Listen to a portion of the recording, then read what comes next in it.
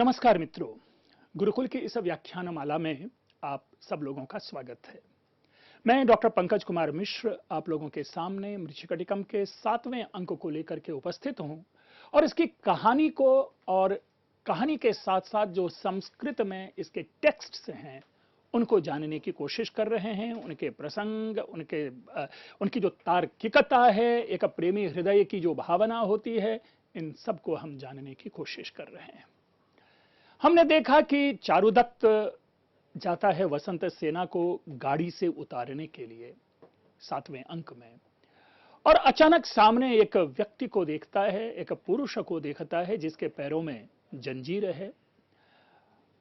उसको देख करके स्वाभाविक है कि एक प्रेमी हृदय में एक आघात तो होना चाहिए, लेकिन पता नहीं चारुदत्त को बड़ा ही कूल और काम दिखाते हुए वहां पर इंटरैक्ट करते हुए उस पुरुष के साथ दिखाया जाता है। और बातचीत से यह ज्ञात होता है, चारुदत्त ने सुन रखा था कि किसी एक व्यक्ति को उनके गांव से पकड़ के जेल में डाल दिया गया है, तो उसी से यह ज्ञात होता है कि सामने बैठा हुआ व्यक्ति है वो यही है और उसका नाम आर्यक है। वह आर्यक अभिवादन करता है चारुदत्त का, और चारुदत्त उसको अभयदान देता है, उसको शरणागति देता है और उनके प्रति एक बड़ा ही एक पॉजिटिव जो एक्सप्रेशन है, जो पॉजिटिव इमोशंस है वो ऑफर करता है। तो जो आत्मविश्वास का जो लेवल है वह बढ़ जाता है।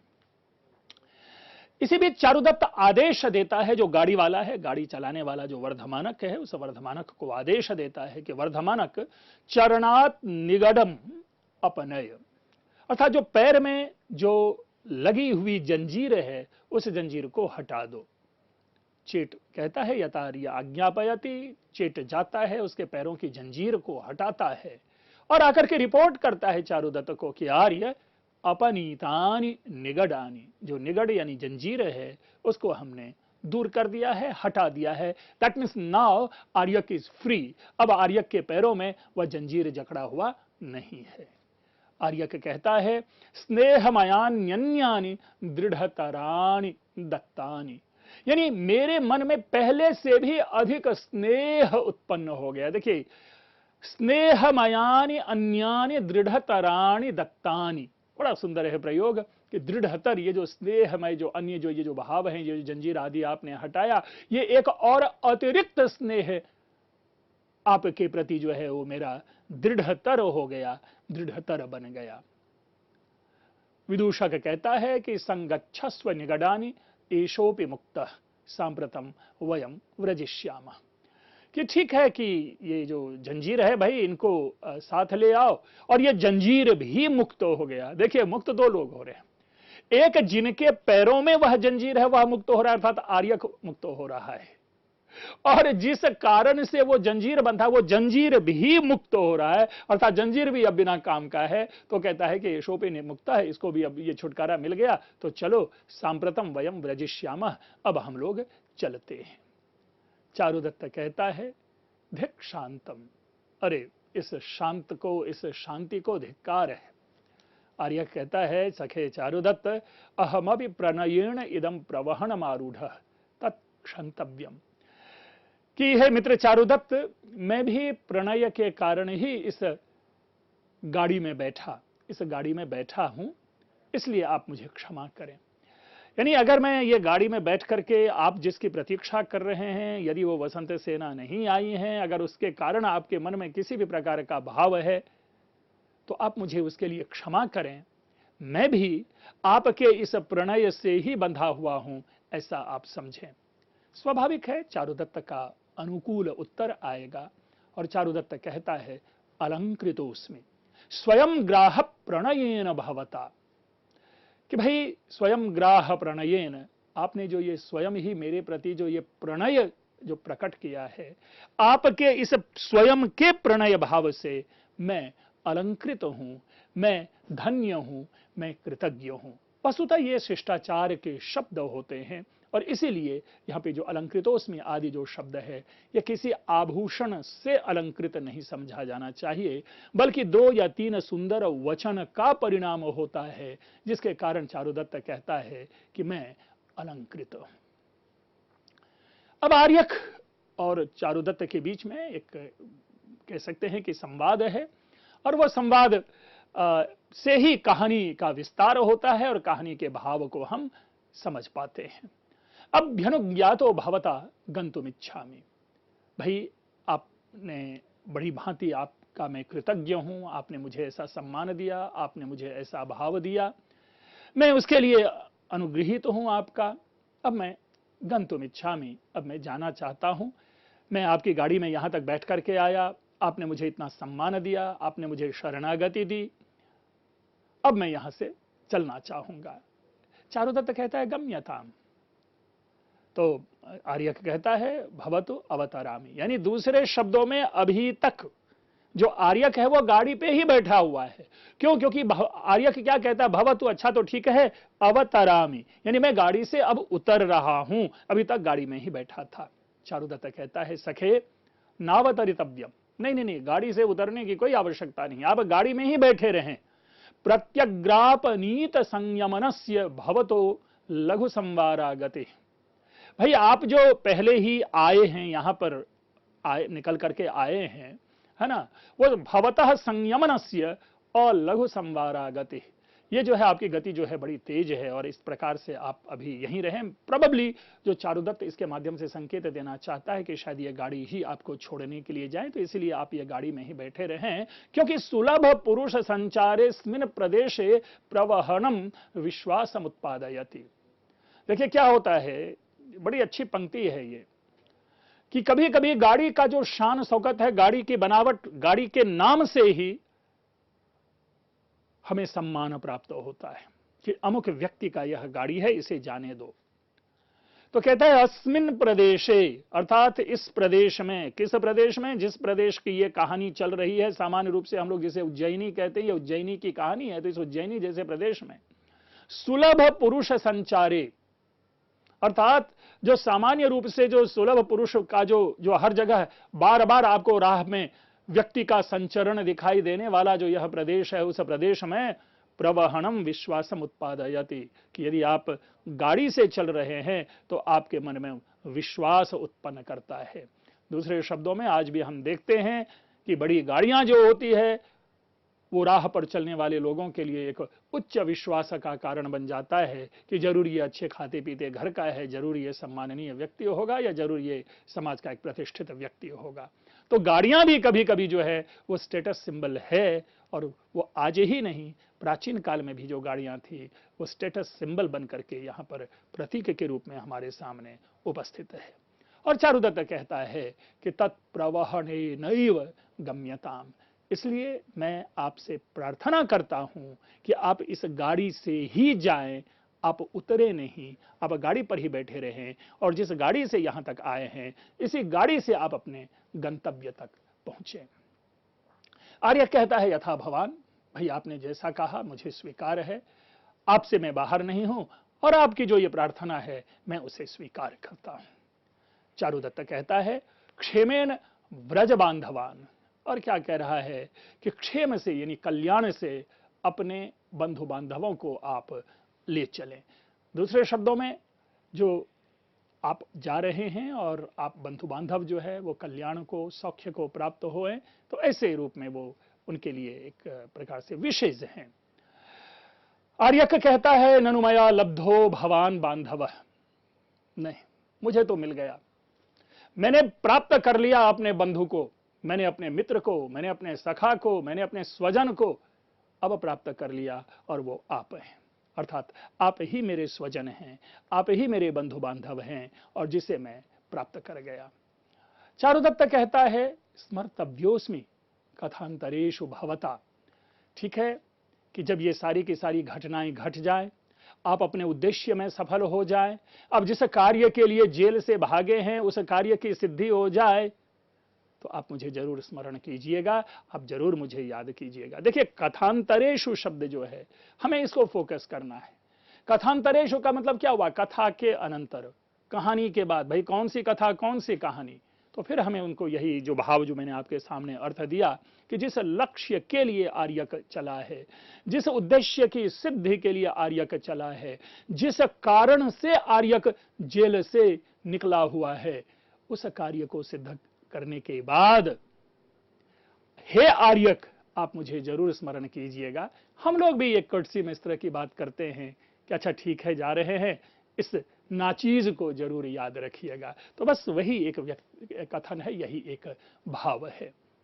आर्यक भी कहता है स्वात्मापि विस्मर्यते, ये एक तरह से प्रश्नवाचक है कि क्या अपनी आत्मा को भी कोई भूलता है?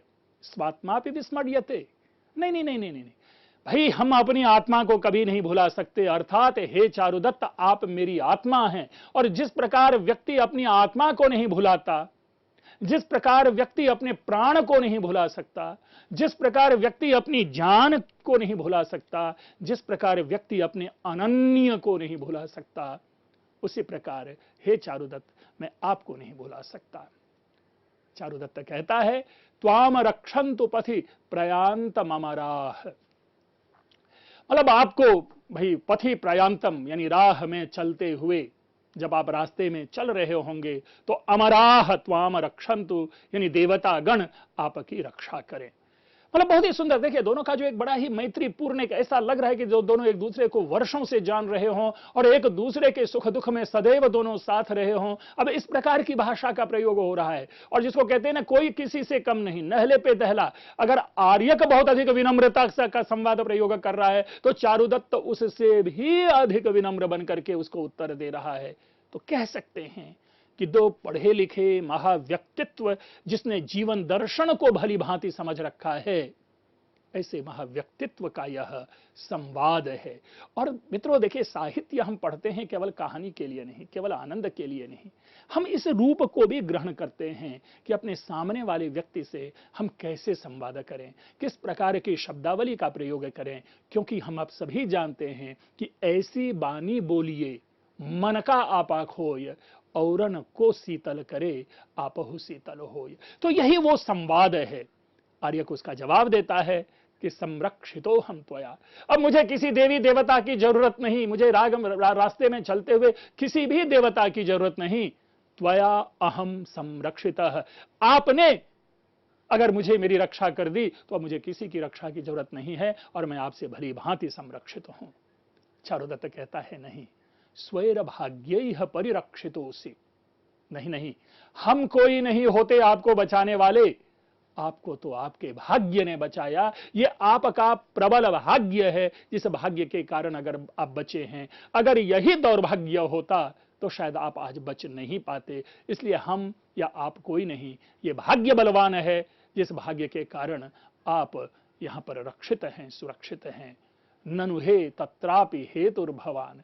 अब आर्यक भी, जैसा मैंने कहा कि कोई किसी से कम नहीं, आर्यक इससे भी बड़ा जवाब देता है कि अगर मेरा भाग्य अच्छा है तो वहां पर भी आप ही कारण हैं। आपके कारण मेरा भाग्य अच्छा है। आप हैं तो मेरा भाग्य अच्छा है, आप नहीं हैं तो मेरा भाग्य अच्छा नहीं है, और आप नहीं हैं तो मैं अच्छा नहीं हूं। मित्रों, अब ये तो हमने संवाद के एक एक वाक्य का अर्थ पढ़ा, लेकिन इस पर एक विशेष रूप से देखें कि हमारे संस्कृत साहित्य में एक शैली चलती है, जिस शैली में अभी तक तो हमने देखा कि पद्य स्वतंत्र होते हैं और किसी एक व्यक्ति के द्वारा वह मुंह से निकला हुआ संवाद होता है। लेकिन यहां आप पाएंगे कि त्वाम रक्षन्तु पथि प्रयांतम अमराः संरक्षितो हम त्वया स्वैर भाग्यैः परिरक्षितोऽसि ननु हे तत्रापि हेतुर्भवान। ये एक पूरा का पूरा पद्य है। अर्थात पद्य का एक चरण चारुदत्त संवाद में बोलता है, दूसरा चरण जो है वो आर्यक संवाद में बोलता है, तृतीय चरण चारुदत्त संवाद रूप में बोलता है, और चतुर्थ चरण जो है वो आर्यक संवाद रूप में बोलता है। दूसरे शब्दों में इस शैली का हम जो सर्वप्रथम प्रयोग जो पाते हैं क्लासिकल एरा के प्ले में, वो भास के प्रतिमा नाटक में हम देखते हैं, जहां प्रतिमा नाटकम में दो अलग अलग चरित्र जो है वो संवाद बोलते हैं। इसी प्रकार अगर आप उत्तर रामचरितम देखें, प्रथम अंक भवभूति के द्वारा विरचित, तो उसमें दो संवाद है। एक पद्य है मंदाक्रांता छंद में, जिसको कि पूर्व की जो दो पंक्ति है वो लक्ष्मण बोलते हैं, और बाद की जो दो पंक्ति हैं वह राम बोलते हैं। तो दूसरे शब्दों में यह एक शैली है जिस शैली में एक ही पद्य के चारों चरणों को हम अलग अलग चरित्रों के माध्यम से सामने प्रकट करते हैं। हमारी आवश्यकता यहां पर यह है कि उन चारों चरणों को पकड़ करके हम ये अभिज्ञान करें कि यह पद्य है। अर्थात त्वाम रक्षन्तु पथि प्रयान्तम अमराः संरक्षितो हम त्वया स्वैरभाग्यैः परिरक्षितोऽसि ननु हे तत्रापि हेतुर्भवान्, यह 7वां पद्य है। तो मित्रों, चारुदत्त उसके बाद अपना कहता है कि यदुद्यते पालके महती रक्षा न वर्तते तशीघ्र मपक्रामतो भवान। कि भाई कहते कि यदुद्यते पालके, इससे पहले कि पालक आपको ढूंढने और ढूंढवाने के लिए तैयार हो जाएं, उठ खड़े हों, पूरे राज्य में आदेश जारी कर दे कि आर्यक को पकड़ा जाए, तो यद उद्यते पालके महती रक्षा न वर्तते। अब क्या है, आपकी बहुत अधिक रक्षा नहीं की जा सकती, इसीलिए तच्छीघ्रम अपक्रामतु, आप जल्दी से यहां से जाएं, आप जल्दी से यहां से चलें। क्यों? क्योंकि एक बार यदि पालक का सुरक्षा तंत्र, पालक की सुरक्षा व्यवस्था और स्वयं पालक अगर उद्यत हो जाएं, तो फिर महती रक्षा न वर्तते, फिर हमारे या आपके पास ऐसा कोई उपाय नहीं है जिससे हम आपकी रक्षा कर सकें। इसलिए जितनी जल्दी हो सके यहां से शीघ्र आप पलायन कर जाए। आर्यक एवं पुनर्दर्शनाय। ठीक है, इस प्रकार मैं आपकी बात को स्वीकार करता हूं और मैं यहां से चलता हूं पुनर्दर्शनाय। मित्रों, हम लोगों ने भी इंग्लिश में एक एक्सप्रेशन अपने मन में डाल रखा है, सी यू अगेन। कहीं अगर किसी को हम सी ऑफ करते हैं तो उस क्रम में हम उनको कहते हैं कर्टसी में सी यू अगेन। बट देखिए, ये केवल अंग्रेजी तो 14वीं 15वीं की भाषा है और उस भाषा ने हमारे टंग पे अपना नृत्य करना शुरू कर दिया है, लेकिन ये सारे के सारे भाव, ये सारे के सारे अभिप्राय, ये सारे के सारे एक्सप्रेशन हमारे संस्कृत साहित्य में हैं। और जब भी दो व्यक्ति आपस में अलग होते हैं तो आखिरी वाक्य यही होता है, गम्यताम पुनर्दर्शनाय। आप स्मरण कर सकते हैं अभिज्ञान शाकुंतलम के प्रथम अंक का, जब अनसुया प्रियंवदा और शकुंतला से दुष्यंत विदा लेता है, तो वहां पर भी यही पंक्ति प्रयोग में है कि गम्यताम पुनर्दर्शनाय। अस्तु, तो ये तो एक मैंने शिष्टाचार, जो अपनी परंपरा है, भाषाई जो एक व्यवस्था है, उसके ऊपर में मैंने आपके सामने टिप्पणी की। लेकिन इसके साथ ही हम आगे देखते हैं और आगे जो अपना विषय है वो चारुदत्त जब चला जाता है, जब आर्यक वहां से चला जाता है तो चारुदत्त फिर वहां पर मंच पर है और साथ ही विदूषक भी वहां पर है, क्योंकि वर्धमानक और जो आर्यक है वो निकलेगा, वर्धमानक गाड़ी चलाता हुआ निकलेगा, उस पर बैठा रहेगा आर्यक, और वहां पर मंच पर यही दो व्यक्ति बचे रह जाते हैं। एक है विदूषक जिसका नाम मैत्रेय है और दूसरा है चारुदत्त। तो चारुदत्त एक पुनः अपने मन में उस बात को रखता है कि कृत्वैव मनुजपतेर महदव्यलीकम स्थातुम हि क्षणमपि न प्रशस्तमस्मिन् मैत्रेय क्षिप निगडम पुराण कूपे पश्येयुः क्षितिपतयो हि चार दृष्टिया। ठीक है, ये एक प्रकार से हम कह सकते हैं कि मनुज पतेर महद व्यलीकम कृत्वा, एवं इस प्रकार से किसी मनुष्य का बहुत ही अच्छा आप करके, स्थातुम ही क्षणमपि न प्रशस्तम अस्मिन जगति, इस संसार में यह जो प्रशस्ति है, ये क्षण भर भी क्या है, न क्षणमपि स्थातुम, ये क्षण भर रहने के लिए ये नहीं होता। मैत्रेय क्षिप निगडम पुराण कूपे, हे मैत्रेय, ये जो जंजीर है इसको फेंको, जल्दी से किसी पुराने कुएं में फेंक दो, और पश्येयुः क्षितिपतयो हि चार दृष्टिया, और देखना कि क्षितिपतयः चार दृष्टिया पश्येयुः। क्यों? क्योंकि ये जो राजागण होते हैं वे अपने गुप्तचर रूपी आंखों से देख लेते हैं, इसलिए ये सारी की सारी चीजों को हटाओ यहां से। किसी भी प्रकार का जो एक जो निशान है, जो कोई चिन्ह है, इसे नहीं रहने देना चाहिए, क्योंकि अगर राजा का गुप्तचर ने देख लिया तो फिर हम आप समझ सकते हैं क्या है। और हम लोग सभी जानते हैं जो चार चक्षुषः राजानः, ये पंक्ति है, ये बार बार आती है किरातार्जुनीयम का। अगर आपने प्रथम सर्ग पढ़ा होगा तो किरातार्जुनीयम के प्रथम सर्ग के तीसरे पद्य में आपको क्रियासु युक्तेर नृप चार चक्षुषा शब्द प्रयोग है। तो चार चक्षुष, तो यहां पर उसको चार दृष्टि शब्द प्रयोग किया गया है। चार का मतलब है गुप्तचर, अर्थात गुप्तचरों के द्वारा, गुप्तचर रूपी आंखों के द्वारा जो क्षितिपति होते हैं, जो राजा लोग होते हैं, वे पश्येयुः, वे देखते हैं, उनको देखना चाहिए।